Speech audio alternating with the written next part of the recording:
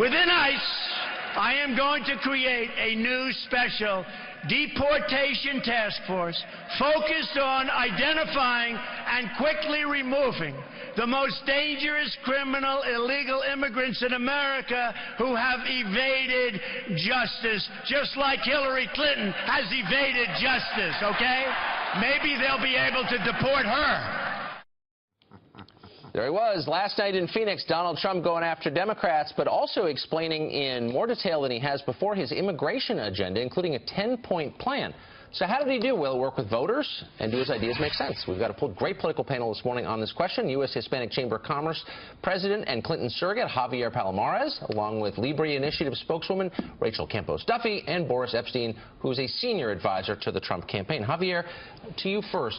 I thought he made a really interesting point last night about legal immigration and about our right to choose who comes here. Here's part of what Trump said.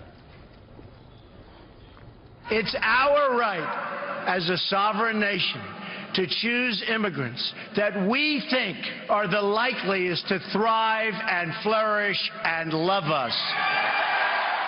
So you're a business guy. You wouldn't hire the first 100 people who showed up for the job interview. Absolutely. You reserve the right to choose the ones you want. Agree. Why shouldn't our country have that same right? That's not how we do it now. Right.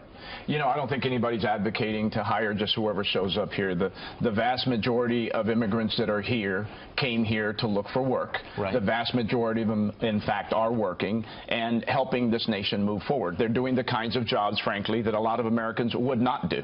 Okay, but Rachel, why wouldn't our immigration policy be a little bit more thoughtful? It was designed when we had an industrial economy. We no longer do.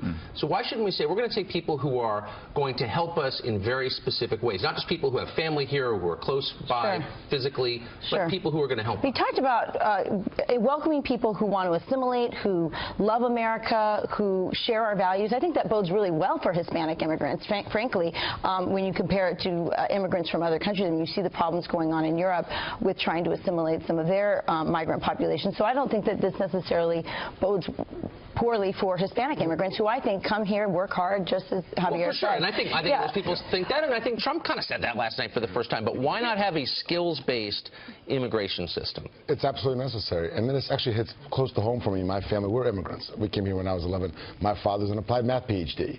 You better believe that if that were not the case, we would have had a harder time getting into this country than we did. And it was, we were vetted for several years, went through a long process, and that did play a big role. So I do believe, just like hiring for a business as a businessman, we should be looking at the backgrounds, but also the skill sets of everyone coming in. That's just common sense. That's the kind of common sense Donald Trump brings into this country. It needs to be modernized to work for our economy, and I don't think anyone's arguing that. No, lots of people are arguing that. They're arguing that the main criterion ought to be, do you have relatives in the United States? But one of the things that I have to do, listen, I like the speech. I think, I'm an American before I'm a Hispanic, and I definitely think the idea of making a system that works for Americans first matters and is important. I think that was a great point that he brought up, and he was very unapologetic about it, and I was proud of that.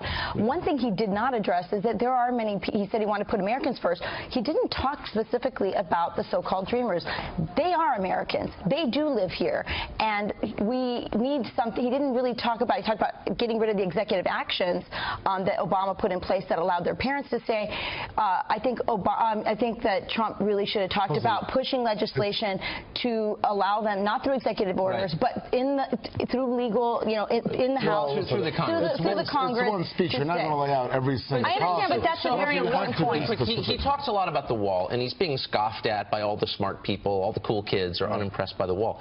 What's the argument against protecting the country with the wall? I don't think there is an argument, and there should never be an argument against protecting our country. We have every right to do exactly that. The fact of the matter is, though, that the wall is one element. That's one thing. Right. This country has many, many, many challenges.